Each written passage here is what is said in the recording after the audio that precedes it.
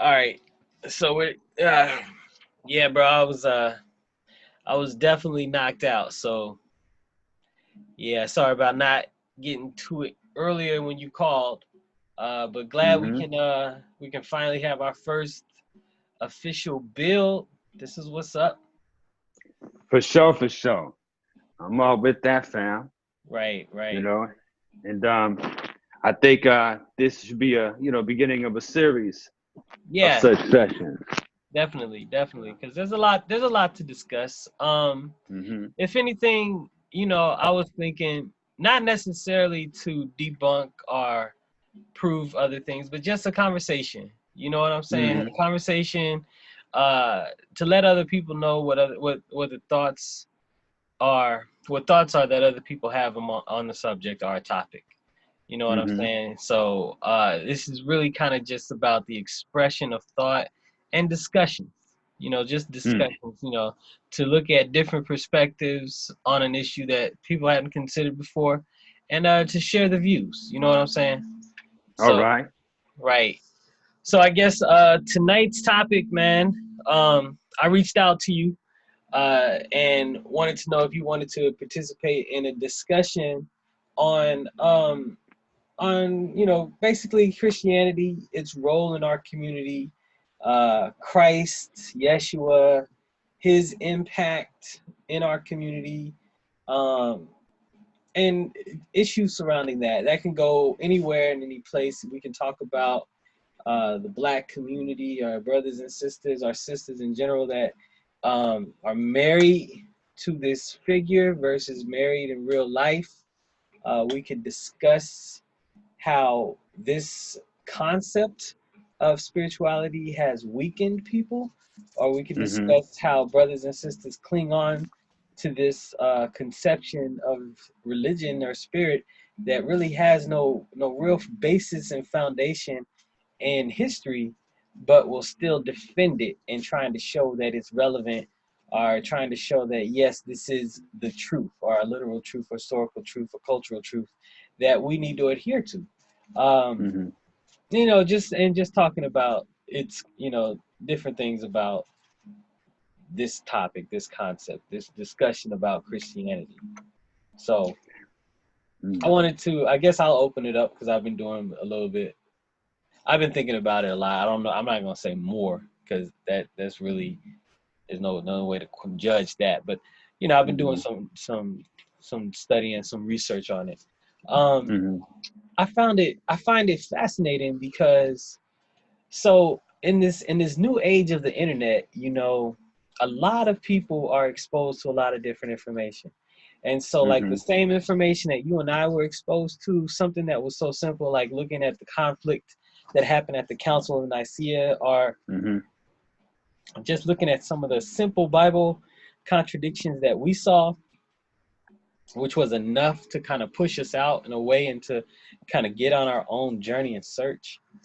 Those Hmm. concepts now, they're pretty popular.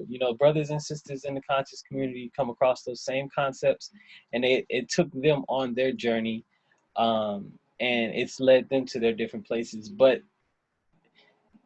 I guess now that the internet is out, and then people are expressing and exposing those concepts more and more, people are leaving the church in droves.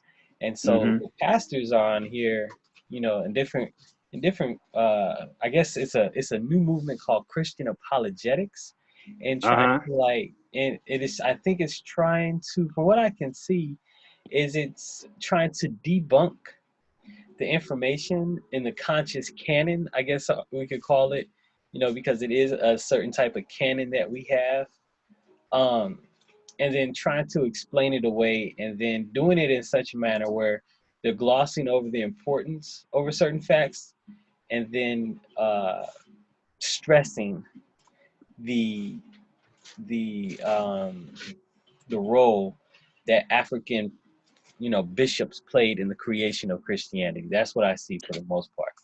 You know, Let me add to that. One of the biggest problems that a lot of us have as a people when we're trying to reclaim who we are, reclaim our legacy, and reclaim our past is that we think just because people who look like us were involved in the beginning of something means that it's good for us. You Yeah. see what I mean?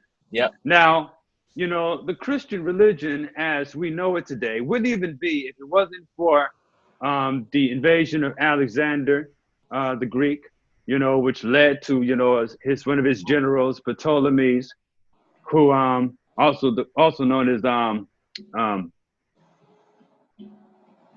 Meren-Amun Setepenre. That's the name he took on when he decided that he was going to call himself the Pharaoh, because he was one of the generals, right, that wanted to basically take over after Alexander the Great had passed away, or Alexander the Greek, Alexander the Fake, whatever people want to call him, after he passed on, right? And this led to, you know, the development of a new religion. Of course, you know, if you studied any of Professor Walter Williams' works, he talks about the creation of the Serapis deity, and then which led to the argument on whether the deity was real or whether it was human and divine. You know, the monophysite and a diophysite and all that other stuff. But after all these arguments and after all these debates, after the Council of Chalcedon, right? And I don't have the exact date offhand or memorized right now, but I know it was around 400 and something, so-called 451. 451. There we go. Yeah. So around that time, that's when they stapled all those traditions together. You know, after they had taken the Theotokos idea of which started out as Isis or Aset, and created a Virgin Mary, and you know, changed the character that was known as Serapis into, well, Jesus. So ever since then, we have been trying to fight to keep our identity, you know, as a people, because one of the things that Rome had to do after it took over, because they actually took over after Cleopatra had passed away, and Mark Antony, Saint Mark, excuse me, decided that you know, they were going to you know, found a new type of religion based on Roman rule, because the Romans took over after the Serapis cult had slipped out of the hands of the Greeks. All this took place after around 30 so-called AD. So, you know, what they did is that they made sure that they destroyed every trace that they could of the religion, or should I say the spiritual cultivation system of our ancestors, and then painted a negative narrative. We got to keep in mind that all this took place in the so-called city of Alexandria, right? Yeah. That was the place of higher learning that they established.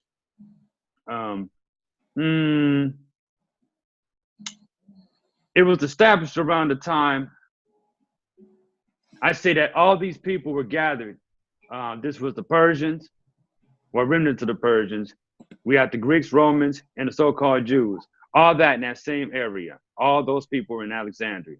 That's where they established the Septuagint, the oldest Christian hymns, and everything else, including the first Christian monastery. All that was established over there in Alexandria. And then it spread out eventually into Rome. Rome eventually taking it further, creating the mother church, and decided that they were going to go and wipe out all the heretics, all those who didn't agree with their philosophy. Well, yeah, that's what I've noticed. Like many of these councils were called because the philosophies that the heretics, the so-called heretics and the heresies, what they were promoting were more of the mystery religions, and they were more African-centered. And so it didn't necessarily agree with, you know, essentially what it is and what it was they were trying to promote. You know, the interesting thing, man, is when you look at the arguments that they call heresy, like Arius' argument, right? When you really kind of look at it, it's actually a very logical argument, you know, because church, Arian, you know, Brother Arius, all he was trying to say was, well, there was a time in which the Son did not exist. It says the Son was begotten. You know, the Father, it never says the Father was begotten. The Father, you know, was unbegotten, but the Son was begotten of the Father. You know, that simple phrase right there, you know, that's what they were fighting against. And I think it's because they were trying to establish an idea of monotheism in a polytheistic kind of understanding. Because when you really look at Christianity, it's polytheistic. You know what I'm saying? They got their three main deities of the unnamed, stolen Holy Ghost, who's supposed to be a sister. You got Jesus Christ, you got God the Father. Those are three deities, and then they got this really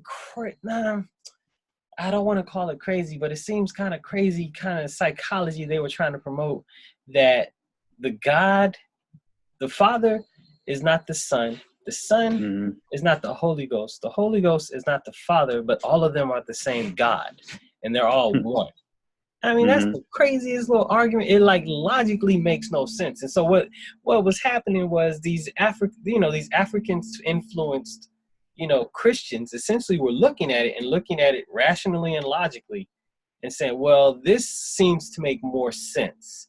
And they had these different conversations. So it was like some people were saying, well, if they were all God, there must be this greater force that's a Godhead that sent down energy in the same substance, and that energy split into three. So one became the Father, one became the Son, one became the Holy Ghost. There's just like different ways in which these people were trying to make sense of this ideology of the Trinity that didn't make any sense. And then when you study it, and when you look at it from like a mystery religion perspective, you can see how they were trying to bring forth the African-based knowledge that was still in ancient Kemet at the same time, and merge it with this emerging philosophy. And then the Romans and the Roman influenced African scholars in the Christian Empire was squashing that argument to come up with this wacky three Trinity argument. This crazy transformer that's one. And when you really look at it, I left this conversation so many years ago, I never really turned around and gave it a second thought, right? And so, but I've been looking at it recently. I've been trying to like understand these arguments, and like when you really get into it, it gets really convoluted. And like, what are you talking about? But the interesting thing is, so like the different. And these pastors and these preachers, they're trying to be slick with this information. When I went to that debate in Philly, the brother was like, Christianity is our religion. I'm not talking about this Christianity where they've enslaved and they colonized people. I'm talking about that Christianity that went into Syria, that Christianity that went to China, that Christianity that went to Persia, right? And then when you look at that, like, Christianity that went to Syria, Persia, and China, for most of us, that's the first time we're hearing that, right? And so I'm like, well, and then the Christianity that was accepted by the Ethiopians, right? So we're like, well, what Christianity was that? But that was a remnant of the arguments. This was the Christianity that went over into those countries was called Nestorianism. It was Nestorianism, right? And it was Nestorian, yeah, and it was a Christianity that really kind of it put the Mother Mary, on a high pedestal, because they had the conversation. Well, when was Jesus God, right? If Jesus was God at the whole time, that means at a certain point, Mary was carrying God in her body. And right. So, and then they were like, we have to get, and then so they were like, well, that would make Mary a divine being, because God wouldn't come into no polluted being's body to be born. And that's correct. And then the church was like, nah, we got to get rid of that.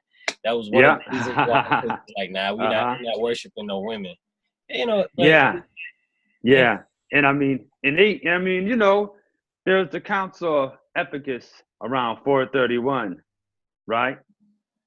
And all that happened when they was trying to take the Theotokos and the other deity Serapis, because remember, they had temples of Isis all throughout Rome, all throughout all throughout that area, right? Africans don't have a problem. Right.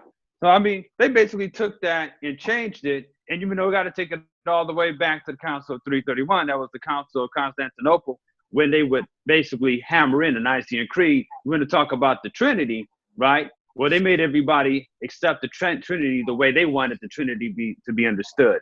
Right. The thing about it is that we had Trinities all throughout Kemet. Amin Ra Ptah, you know, we had as far as the hidden, the revealed, and then the establishment of that which manifests in the physical realm, right? The same concept can be found in a lot of the mystery religions, especially like Hinduism. A lot of people over here in the Northwest are embracing Hinduism and stuff like that, especially in the New Age people. Yeah, you said the Northwest. I forgot. Yeah, where you're at, brother. So, I mean, but they talk about God being a threefold being: a generator, an organizer, and a destroyer. Right. You know, we talked about the different stages of the sun because we got to keep in mind the mystery tradition was also talking about nature, astronomy, and what we can actually see in the form of translation of.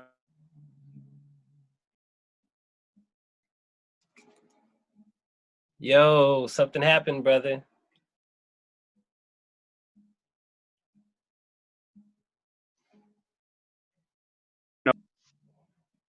Okay, pardon me. Now people want to call me. Yeah. All right. So where was I? You were talking about the transformation. Talking about the transformation. It was a sun. We also understood the power of the sun.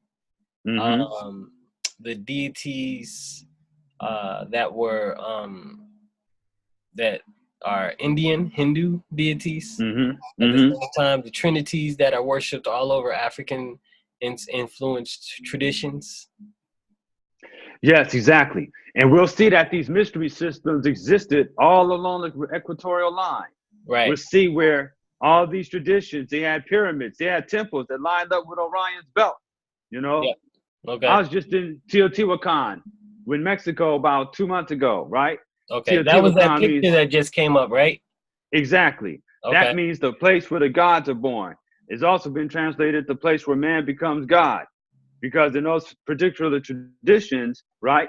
I went to the temple of the sun. I wasn't able to go to the temple of Quetzalcoatl, but it said that in those teachings it suggests that each and every person, the highest level of enlightenment is become like a Quetzalcoatl.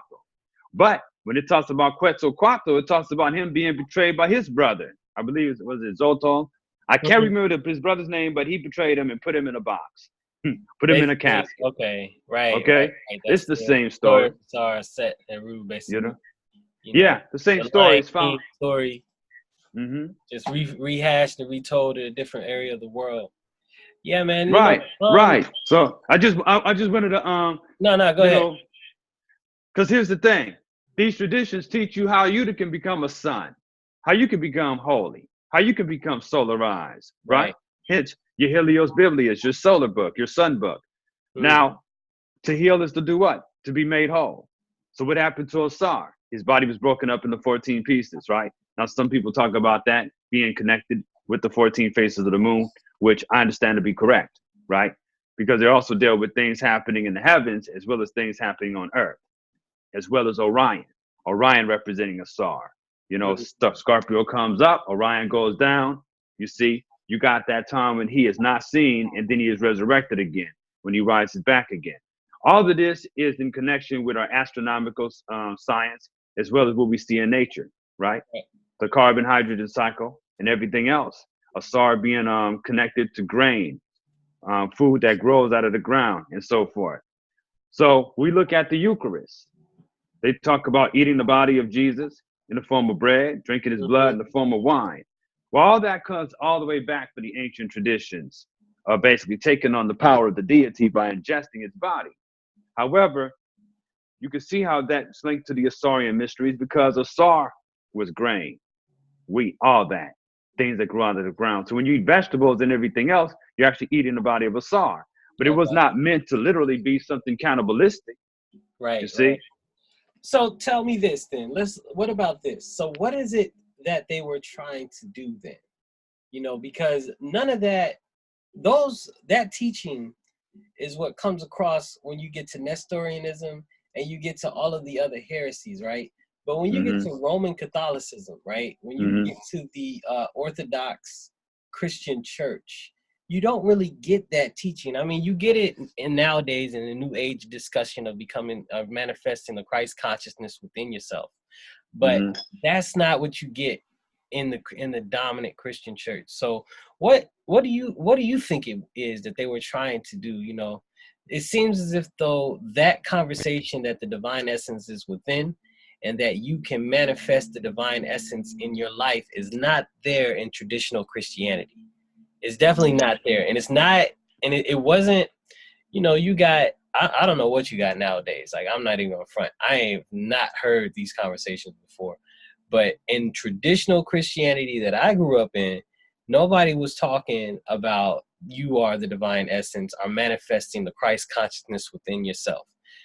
Everybody and their mama was waiting on Jesus to roll up in a cab and come back and start this war or some joint, whatever the joint was with him coming back. Like, I don't know why they want this dude to come back and do something. And it never made sense. It was always my grandmother saying Jesus is coming back. And I remember being a kid, like when's this gonna happen? Because y'all keep talking about it. I was like, hey, right. My grandmother, were you saying Christ was coming back when you were a kid? And she was like, yeah. I was like, wow, that's taking a really long time. Yeah. I was watching this debate on one of these YouTube channels, and the brother was like, yo, it's like me waiting on the bus for 2,000 years. I'm not gonna wait on this bus. Like, you tell me nah, I think I'm gonna walk down the street, you know what I'm saying, and try to get there another way. Because this bus ain't coming. It's been 2,000 years. I'm out. Yeah. I'm off this bus stop. That boat ain't coming either. You know, the good ship Jesus, that's not coming back. You don't want that one to come back. But you see, that's the thing. They want to keep you waiting. Every time the time comes for the so-called apocalypse, they go push the date back. Remember, they said that God was supposed to be coming back in 1914. It didn't happen. We got an extension. God is supposed to come back in 1975. That didn't happen. We got an extension. God was supposed to come in 2000. That didn't happen. We got an extension. Then everybody was waiting around for 2012 and spaceships and everything else to come with Jesus on board, one of them, and that didn't come back. I mean, that didn't happen. So, I mean, you know, if we go keep on waiting, that's how they stay in control, by keeping you waiting. In fact, you know anything about hypnosis, right? People go to church all the time, right? A lot of people go to church and they're bored. They don't want to admit they're bored. They open up the Bible puts them to sleep. Because unless you understand the deeper symbolism of it, it's going to bore you. Yeah. But you know, when the mind is bored, it is open to hypnosis. The education system, it bores you, you know, and the religious institution on the West is designed to bore the mind. I believe these people know what they're doing. Because the way you get the person to fall under a trance is that you have to constantly repeat something over and over again. The education, you see what I mean? But it's not in a healthy way. They repeat things the negative ways, the things that they should be repeating. Now, let's say if you're going to get on a math problem, this is how the education system plays games with you. Because when you learn math, right, you go from subject to subject, but they don't return to those subjects so that you can refresh on them. They just move on to the next thing, right? Yeah, it's really confusing. I agree. It creates confusion. They'll cycle. I know this much. They'll hit the concept in October at one level and then cycle back around in like April and hit the concept again on a higher level. But the issue is the kids didn't master it on that first level. Exactly. You know, and then you're hitting them with different information, and then trying to come back and build on a different level, and they forgot. Exactly. They forgot. The mind doesn't work that way, right? Or when they put the students, you know, on this 10-minute time period where they have to read like a chapter, and then they're going to ask, well, what did you get out of chapter?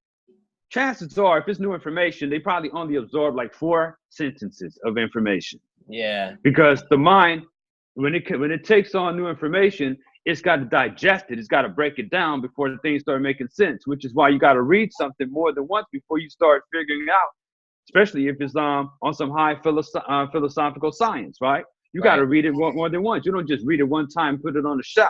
You got to go back over certain lines, go back over certain paragraphs until they make sense. Because then the brain is starting to click. It's saying, okay, I recognize this information.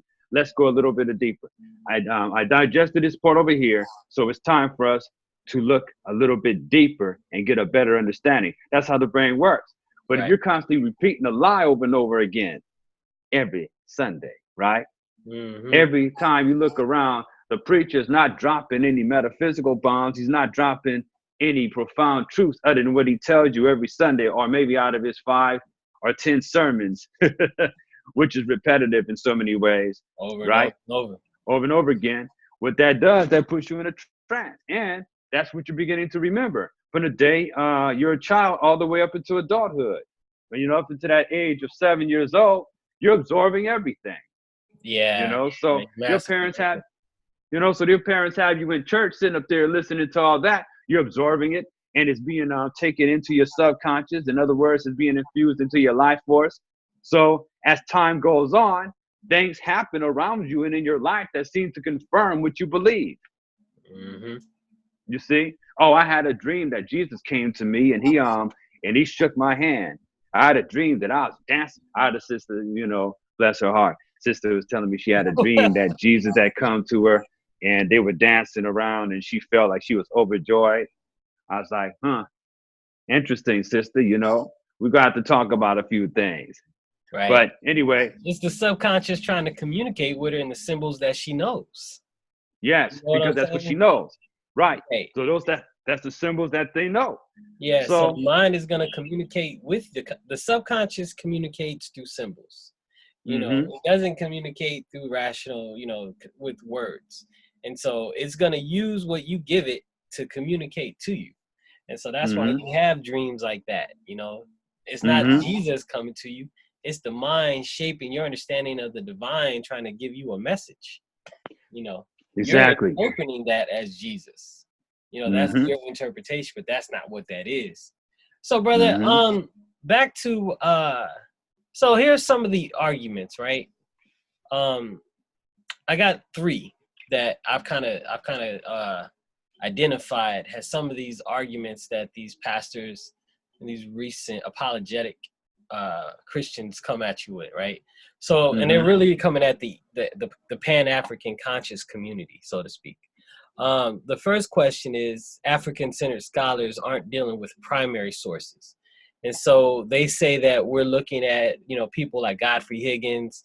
I think he wrote Anacalypsis, if I'm correct. The world's 16 crucified saviors and so on and so forth. And when, in fact, a lot of their information is off, are compiled for sensationalism purposes, and that we're not scholars ourselves when we don't go back to our primary sources to really pull from what the primary sources say. So they're saying we don't have real scholarship, we have pseudo scholarship. The second argument is really weird because they always say conscious knowledge comes from European knowledge. Like, we get our information only through European channels about the greatness of our history. And so, and they're like, well, how could that be African-centered if it's coming based on Europeans? And that's kind of like this play upon race consciousness, as if though, in order to be, 100% Pan-African, African-centered conscious, all of your information has to just come from, African-centered resources or African resources. And that's a false one. And the third one, and this is really kind of interesting, we need to argue from context. They say we take 1 or 2 verses out of the Bible and then put a meaning on those 2 verses versus arguing in context. I'm really not aware of that one because I don't really do this arguing with the Bible joint. So anybody can shed light on that, that'd be great. But those are the 3 main arguments that these brothers have. So what do you think about that? Coming with the primary sources and the European knowledge and arguing from context. Coming from people talking about they're studying the King James version of the Bible. Does that sound like a primary source to anybody with some sense? It was written in 1611 AD, right? That doesn't sound like a version to me. You know what I'm saying? That's picking and choosing, though. You see? Right. So So, you know, they're doing what Jesus in the Bible told them not to do, pointing at the splinter in their finger, in somebody else's finger, there's a log in their eye. Ask them if I took that out of context. So the thing about it is that these cats, what they're doing, they're picking and choosing, and they're creating a bunch of straw man arguments. We never said, you know what I mean? Yeah. We never said anything about you can't study anything else if you're studying African tradition because you're speaking an English language and you grew up in the United States. What dumbassery are they coming from? You see what I mean? Yeah. So if you know that, and you know that we're basically looking into our history because we have to decipher through the lies, we're not speaking an African language. You have to learn that. So you have to deal with what you have until you get the information. You know, so that just means that sisters and brothers who are serious, they're going to have to study the ancient languages. They're going to have to go and read the Medu Neter off the wall, which I believe you can do. You know, we say that it's all in our ancestors. You know, so, and another thing too, just because I'm African-centered, I'm not going to not study E.A. Wallace Budge. I'm not going to not study Robert Falconer, as well as looking into the works of Ivan Van Sertima, Dr. Ben, you know what I mean? Jacob Carruthers, and other great ancestors. I'm not going to deny them. Yeah, you know? I think that's a silly race baiting conversation, because the whole idea of becoming more aware of the world in which we call consciousness, it's not about really a race issue. It's not a race issue. It's just a matter of being able to identify yourself with a higher level of understanding, a higher truth. It has nothing to do with the fact that the body that this information came through happened to be of this color, this race, this creed. That's really not the case. It may start off like that in many instances because people are, have pain related to history and culture, things that happen. But, once you grow up in this tradition, once you get older, once you stop being a baby in the knowledge, and really I call you a baby if you're less than 10 years old in the knowledge, because you're still a baby at 10 years old. You know what I'm saying? You haven't traveled enough to see the details and the nuances of what it means to be conscious. Then you're not ready. You know what I'm saying? That you're still dealing with the hurt and the pain of that happened, because there's hurt and pain involved in the process of peeling back the layers of what's happened to people, what's happened on this planet. You know what I'm saying? And it's affecting everybody, just as like the current historical cultural trend of the last couple of 100 years has affected people of African descent. It's also affected people of European descent, and so then they have their own issues to deal with related to the dominant social structure that's going on in society now, just like we do. And so nobody is suffering more or less. It's just different modes of suffering going on for different people based on the illusions and delusions that they're living under. And so the whole thing, conscious knowledge stems from European knowledge. That's just a race baiting question. And it really holds no weight, because information is information. You know what I'm saying? Yeah. And so that's the shaming technique that comes from those who don't have a better argument. Right. But then that's like the discussion. Well, let's look at Athanasius. He was an African, Christian bishop in the ancient world, and he's arguing for the Trinity being this composite creature that's 3 in 1. And that he's an African bishop. So what? Yes, he's African, and what about it? We have many people of African descent that's done foul things, to their own people. It's not a race thing. It's a person thing. It's a moral, ethical development thing. And it's a philosophical thing. People, that was his belief system. He grew up in that. That's what he accepted. He's defending it. He's not thinking I'm African, I got to do this. And then another thing I want to get to, these brothers and sisters love to bring up Ethiopia as an African nation that accepted, Christianity. There was a large percentage of Jewish Ethiopians in that country prior to the coming of Christianity. So it's not like they were practicing indigenous African-based knowledge systems prior to becoming a Christian. That's not what happened.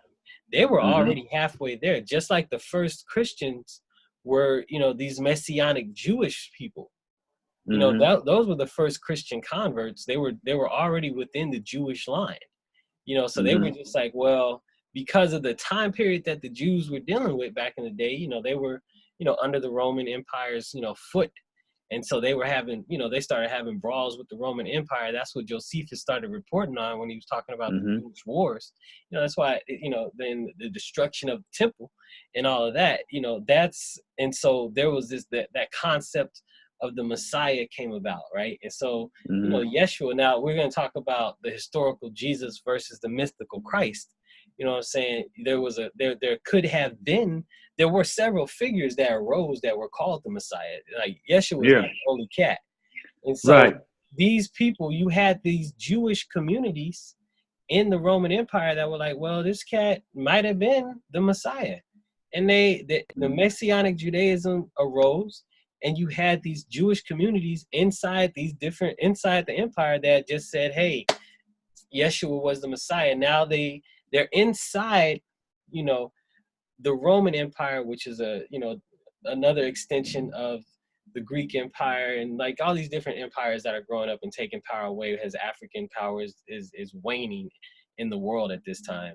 But they're dominating them politically, but not necessarily culturally. And so the Egyptian mystery system is trickling through the Greek Empire and the Roman Empire, in its own way. Neoplatonic thought is coming through, different methods of the Egyptian mystery system is coming and seeping within the Greek and Roman society, right? And so then as you have these Jewish communities that are practicing this Messianic Judaism and they're trying to get these so-called converts, they're taking pieces of the myths of the different saviors and different deities that are already in these areas, and they're like, look, Jesus is doing this as well. Not necessarily that Jesus is all of these people, but there's a reason why Jesus looked like all these other saviors and mythical creatures that are mythical beings, because they pulled from these traditions. You know? And so the brother that was in the Philly conversation, he phrased it like, well, that's really, when you look at, the Judaic tradition, you really see them pulling from different traditions. That's why they're like, oh, this comes out of a Mesopotamian, or this is Marduk, and so on and so forth. Or when you look at, there's a creation story, I think in Isaiah or something, where like God defeats the serpent of the waters and then establishes the rule on earth and does something like this. And they're like, how is God going to defeat a serpent of the waters? Like, where does that come from? That looks like some Mesopotamian creation story, so then, but you see all these different stories being pulled from these different traditions. And that's kind of like what's happening in the Old Testament. You know what I'm saying? In the New Testament, they're doing the exact same thing. They're pulling different stories to create this myth. Now, there may or may not have been a Jesus, Yeshua, whoever, whatever. Crucifixion is not really a big deal in Roman Empire. This was like a Sunday gathering. It was like watching reality TV back then. They were crucifying everybody. But that's not really the big deal. He could have been crucified, whatever. What's kind of interesting is this myth of the Christ that they created. And it's a myth because one thing about myth is myth has the ability to be fluid and it can be what it needs to be to serve the purposes and the needs of the people. And so that's why they keep arguing about the Christ myth. Is Christ God, or was he a created creature, or is he one with God? Is he subordinate to God? This is back in the day. Nowadays, you got the same discussions happening because once they broke the hold of the Roman Catholic Church on the minds of the Western people that were under the influence of Christianity, and then they brought that joint over to America, America started mixing with everybody. Oh, now you got all sorts of Christianity popping up. Man, when I'm researching this stuff now, I'm like, wow, this stuff is kind of interesting. They're like, they got this Pentecostal thing out where like you can actually perform miracles now.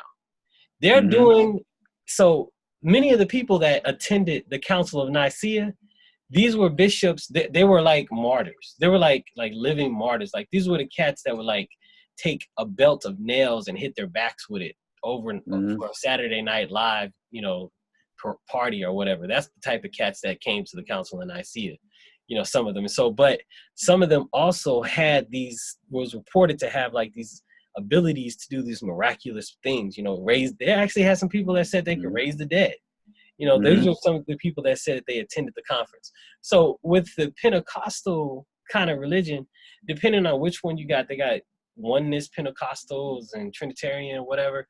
They say that the powers of the Spirit are still available to you.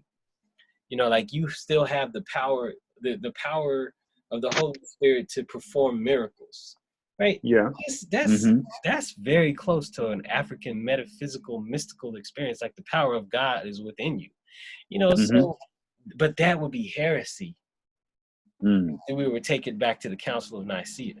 You know what I'm saying?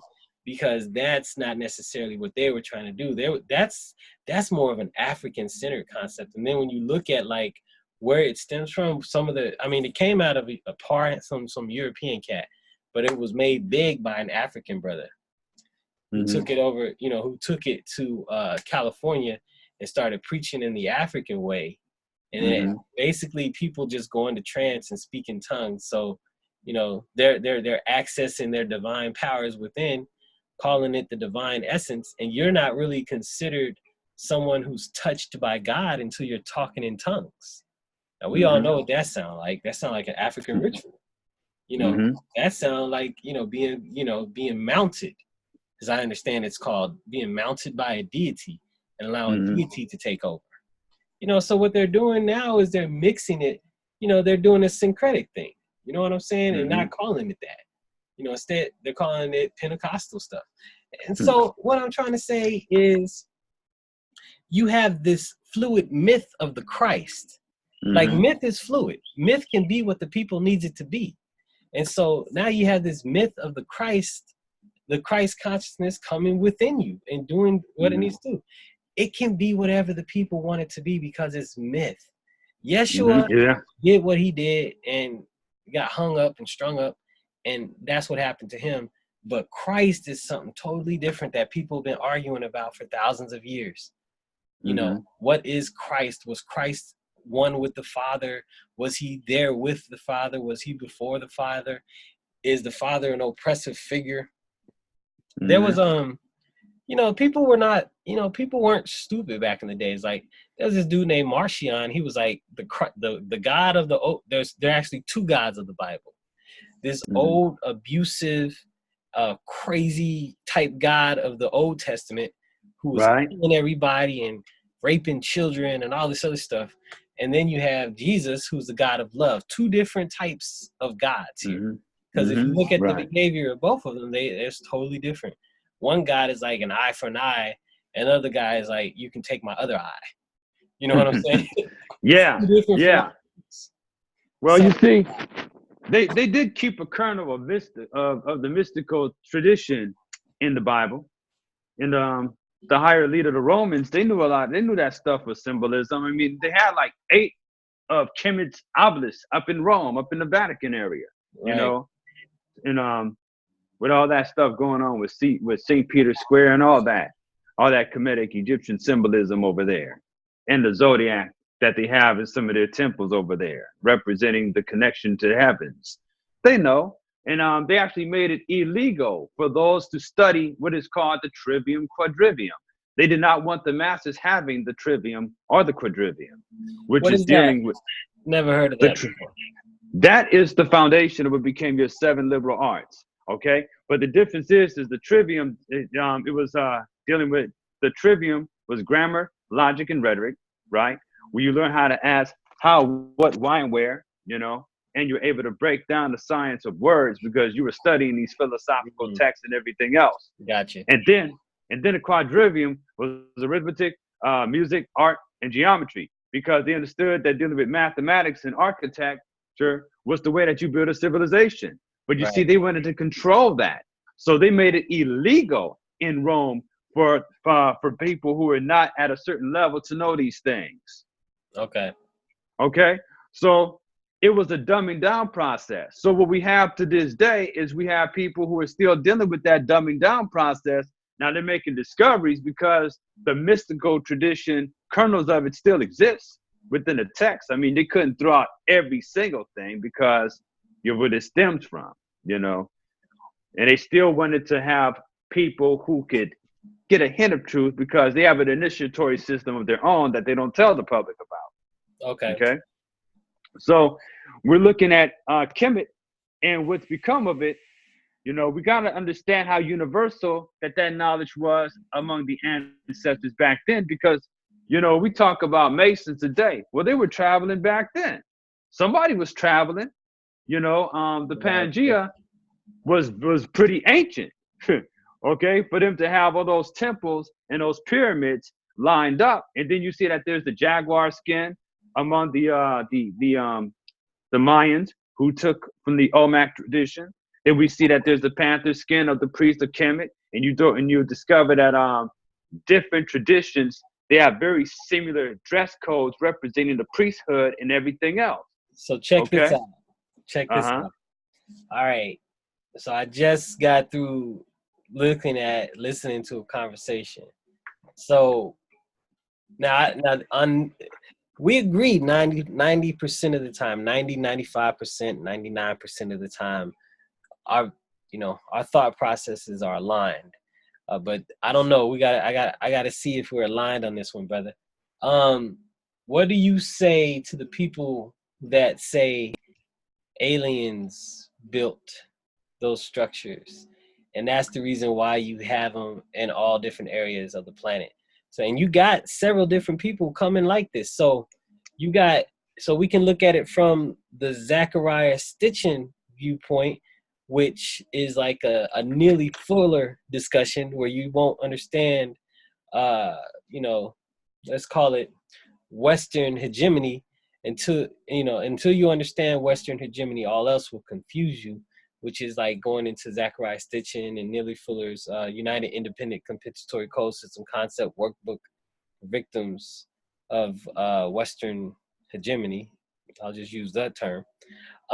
Or you got other people that would like to say that they come from a planet in a star system with a traveling planet or something, and the beings come down, and you got beings underground that are controlling the planet and all these other things. So the fact that we have these similarities of traditions, these pyramids in different parts of the world, what's your take on that, brother?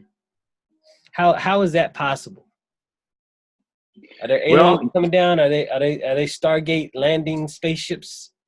Are they platforms? Okay, what is these now? Are these aliens supposed to be the Greys and reptilians? Because I'm just asking you, bro. You know what I'm saying? Because here's the thing. That's the discussion, brother. I just literally heard some people. This cat tried to throw that information in this conversation. Like, yeah, brother. They like Ra had some fight with some other dude about some landing platform on the pyramids and ended up in North America, and that's how we got Africa in North America. I mean, it's some wild stories, brother. Like, I have my thought on that, but I'm asking, like, is this a divergent point for us in our discussion? No, I think it's something that we need to explore. Okay. And the reason why I say that is because a lot of us, we want to play with that. Now, it's a right brain concept. I say, okay, explore it. That's how you learn. So if you think that this is true, then prove it. If you think that it's false, debunk it. That's my take on that, because I believe that we're multidimensional beings. Now, I will say this. I do believe that they'd rather see the extraterrestrial build those pyramids and temples than acknowledge us. Yeah. I'll say that. That's my take on it. That's my exact take on it. So I don't deny the possibility of there being beings under the ground. I don't deny the possibility of there being beings in other worlds. But I will say that somebody used some type of highly advanced way to chisel those hieroglyphics or those the metal netter into the side of those walls, because they have not been able to duplicate that. but it doesn't mean that an alien did it. In fact, they were using human body parts and everything else. That's my exact take on it too. Yeah, no, it's 100 because because you see, I'm exact. You know, for me, all right, the ruling class of the planet could be a bunch of reptiles. Okay, that could be a possibility because I'm not kicking it with them. I don't know. You could do whatever. There's aliens out there. I'm in agreement with that. I don't know how they say there's billions of planets that could have life. Like, that's an alien. If there's life on another planet, it's an alien, like whatever. And there could be aliens with advanced tech that come and travel, or maybe they're not advanced and they just stay on their own little planet. Who cares? I don't see them. There could be cats chilling underground and whatever. Who cares? I don't see them. Like, and so then the importance, there is no importance to my life. You know, and so I'm not gonna allow somebody to try to give them an importance that they don't have. You know what I'm saying? You know, that's that whole the reptilian people have to be part of the ruling class. You know, because otherwise nobody sees them. Here's the thing. One of the ways that we stay in slavery is by conjuring up villains that we can't touch, right? Yeah. You can't touch the devil because it's a spirit, right? Right. You can't touch the reptilians because they're extraterrestrials and in a spaceship somewhere, or their technology is so badass that you can't get close to them, or whatever, right? My take on that, and I was going somewhere with that. Let me catch my train of thought. My take on that is this: the ancestors and the ancient ones of all these various traditions, right? They talk about the ages that we have gone through, right? It talks about we have a golden age, we have a silver age, we have a copper age, and then we have an iron age, or whatever. You know what I mean? Did they have a copper top age? Oh man, brother, that's when I was on stat. Nobody understands that joke. Maybe I'll make sure that age is ushered in at some point in time in one of my next incarnations. All right. But the thing about it is there's stories and there's a book called the Khepra Bible, right? And it's supposed to be a text that's a composite of information that the Persians had got out of Kemet on papyrus, right? Right. And in combination with some of the indigenous knowledge, I guess the people or the Celts had, and they combined it into what was called the Khepra Bible. But there's a book or chapters in that book that talks about how the ancient Cometians, aka Egyptians, saw a large body traveling in the sky. Okay. Yeah. And that it was the dawn of a destruction of the whole entire civilization because it brought with it plagues. So what it sounds like they were describing is a climatic event, or should I say an apocalyptic or catastrophe that destroyed civilization at that point in time. Now, this takes us outside of academia, but you will find it in most of your religious texts, or should I say your mystical texts around the world. It talks about how the gods created humans and then got tired of them and then destroyed everything, or some type of disaster took place. Yeah. Right? But it also speaks about cycles where civilization gets really advanced and then it declines according to the cycles. The Egyptians or the Cometians, they talk about cycles, right? That you get it. This is important because to understand that civilizations rise and fall and that everything has its cycle, because one argument these brothers bring up is like, and you heard this before, if Kemet was so great, why did it fall? And we have to look at it in the context of cycles. Everything rises and falls. Kemet was great, and things that were great don't last. Nothing lasts. We're in a transient universe. That's the whole thing with life. Your youth doesn't last. And then enjoy it while it's there, and then enjoy it once it's gone. Enjoy the memory. Exactly. Once it's gone. Exactly. I didn't want to cut you off, brother, but that was a key point. I wanted to piggyback off of that too, I mean, the civilization, it fell. Okay. But the information and a lot of the knowledge and the wisdom that was accumulated there, it's still around. Exactly. And that's the mystery religion.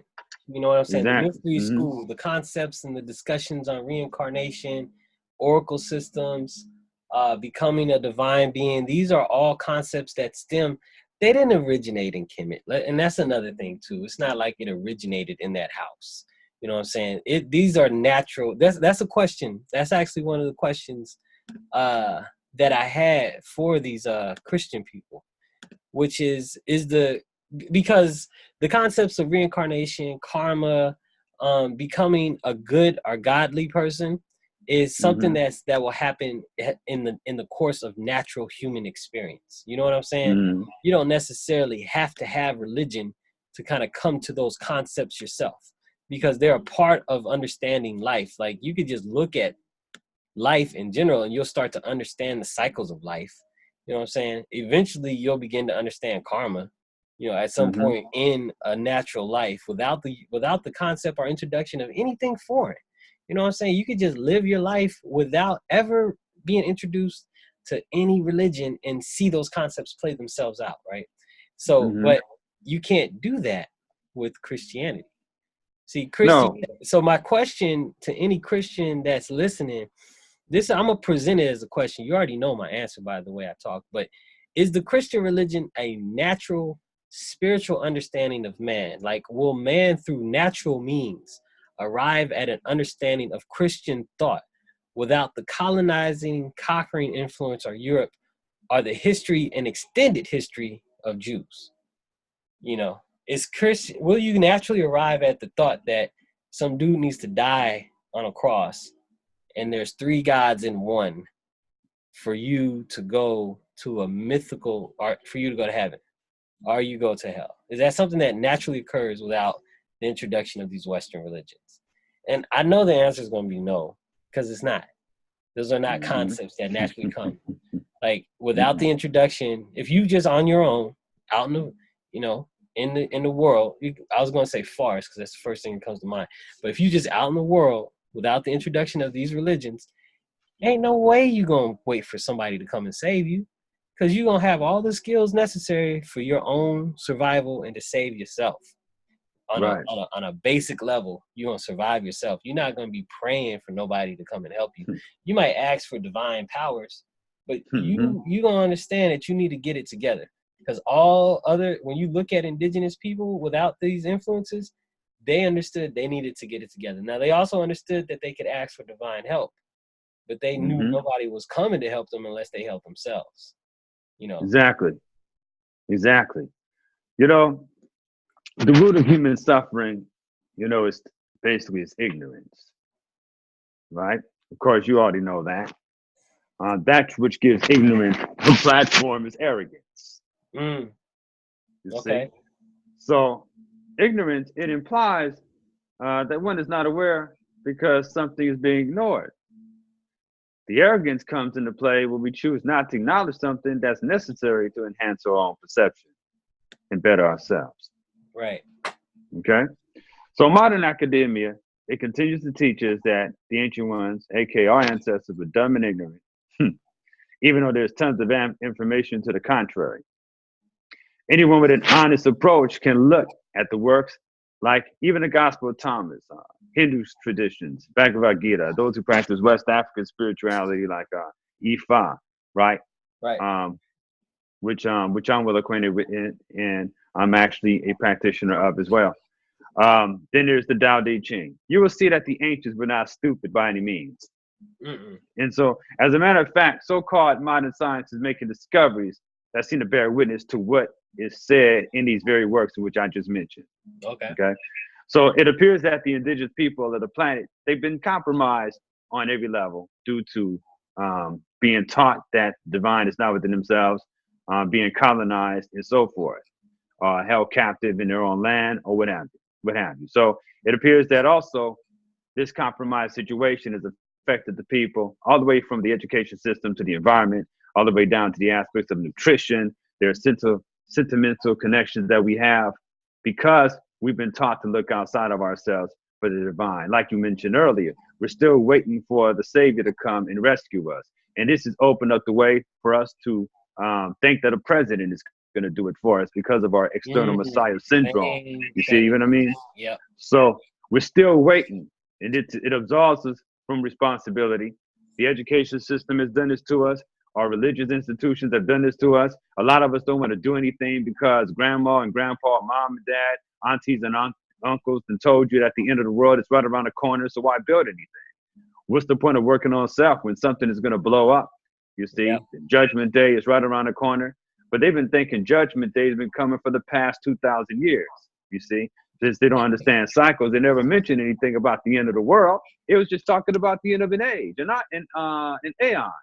So, you know. In the Christian literature, they honestly thought it was going to happen when they were alive. You know, like they exactly. After a couple hundred years, they were like, oh, wait, this probably ain't going to happen. Let's discuss some other thoughts on this. Yeah. Right. But then the elites, they know better. They continue to pillage the land and create a system that shut people off from resources as they tell people to continue to believe in these things. Right. And then because they're aware of the cycles, right, and play it off, they got control of the calendar and everything else. They manipulate us through time because they realize that if they can control your time, they can control the space in which you're located. They can keep your energies divided up. Right. So, you know, so they make prisoners out of all humanity, including themselves, because in order to do that, it holds their own evolution back, right? You know, in the meantime, we're constantly busy working to keep ourselves, eating and everything else, right? And they have made the human species itself deaf, dumb, and blind, even though there's people amongst us and packets of people who are trying to wake up, right? Every so once in a while, they'll let a little smidgen of information out into the populace, to get them a little bit further along, because they have to do that. In order to hold a lie or hold falsehood in place, you have to have some kernels of truth come out, okay? So we say, so who are these controllers that seem to know our every move, to thwart every attempt that make us happy, right? And we see the evidence that civilization has risen and fallen many times before the current one in which we live in. But you're not going to learn that because National Geographic and Smithsonian is going to cover up all the information around these topics. Right. There's been people who've been digging up stuff all the way in India. There's places that Smithsonian then blocked them. They were trying to do so in Egypt. There's places that they got it connected now. They got it hooked up now that if certain people go in certain areas among those ruins and they're not authorized, they can shoot them and kill them. And they will kill people who they find practicing what they consider to be the pharaonic religion of Kemet or Egypt, right? That's how much they don't want nobody having this information. So we see the evidence that civilization has risen, fallen many times, right? And like I said, you deal with the text, you deal with oral traditions, you got to go around the planet, talk to shamans, talk to elders and everything else. Because we got to leave from just where we're at if we want to learn. We got to get around the planet. We got to travel. We got to see other places, right? If we want to really, really go at this. Otherwise, you're going to just regurgitate all the information you get out of textbooks here.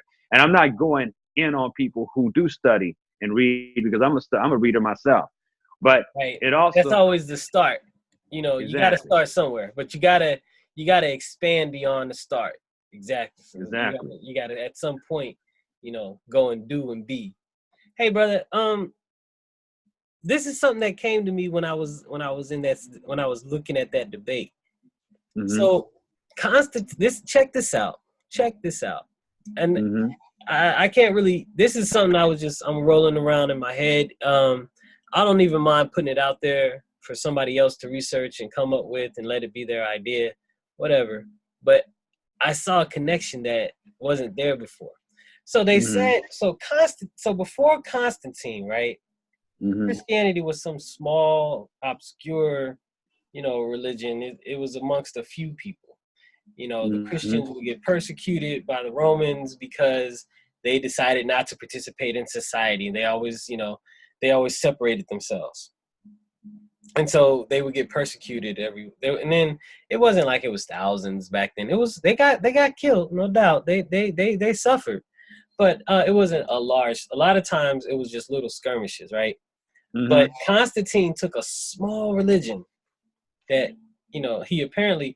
Now, here's the interesting thing about Constantine. Constantine was trained in Christianity by an Egyptian Christian. Right. So, okay. yeah. Exactly. So Constantine actually, had a mystery Christianity that he was trained up in. Yes. But it was a relatively obscure, kind of still small religion in reference to the greater Roman religion, right? And then, of course, then he goes on his persecutorial campaign against, the Roman religion in order to establish the Christian religion. And then he moves the capital, right? Mm-hmm. Who else in history do we know that did that? Akhenaten, brother. The exact same formula. Interesting. I don't, but that just clicked. It just clicked because I know that's very interesting. The 10 was like a small, like, deity of a known, like just a city, like, and it wasn't even like a big thing. It was like just obscure, like, yeah, this is one of our little things that, one of our deities that we worship, but wasn't even the main deity of the known. But he took that deity and blew it up. And then decided to crush the entire, priesthood of Amun and everybody else and move the capital. And, bro, he did the exact same formula. That he did. Yeah. That's interesting, man. And he did the exact same formula for the exact same thought, trying to promote this theistic idea, but Christianity really isn't monotheistic. Like, it's polytheistic for sure. They try that freaky formula, but it don't work. Right. And it's also interesting that Constantine was known to have been connected with what was called the Sol Invictus religion. So, in other words, he was initiated into the solar mysteries of the mighty sun, right? Yeah, and that being up there, he would have. So he never ever left the Sol Invictus tradition. All he did was just superimpose another label, paint job on top of it, and call it Christianity. He was used. Yeah, because he didn't really convert till his death. Yeah. He didn't convert till his death. Oh, peace, brother. Over here it's kind of up there in time. We have to pick up this conversation at another time, brother. But we definitely got to this has got to be consistent. This was a good build. I like this because this is how we are. We don't really, honestly, the conversations of the brothers and sisters wasn't really a big topic in our conversation. Because it's really about the exploration of knowledge. You know what I'm saying? The discussion of ideas and the advancement of that desire. Because these conversations spark something within for you to discover the divine within. That's what our conversations have always done, because it's not like the type of brothers that we are is like, we want to manifest the knowledge. You know what I'm saying? Right. There's other brothers that we grew up around that are, they're okay with just spitting the knowledge. You know what I'm saying? But that's why you and I, that's what made us different in that area, is we're trying to manifest and be the knowledge. Very different conception. For sure. And that's the whole thing. You don't believe in Haru. You invoke Haru, meaning that you awaken the Haru within you. Yes, exactly. You don't believe in Asar, you invoke Asar, meaning you awaken the Asar within you. Exactly. And that's the difference. All right, good brother. Peace. Peace. Uncle Jasanab. Uncle Jasanab, brother.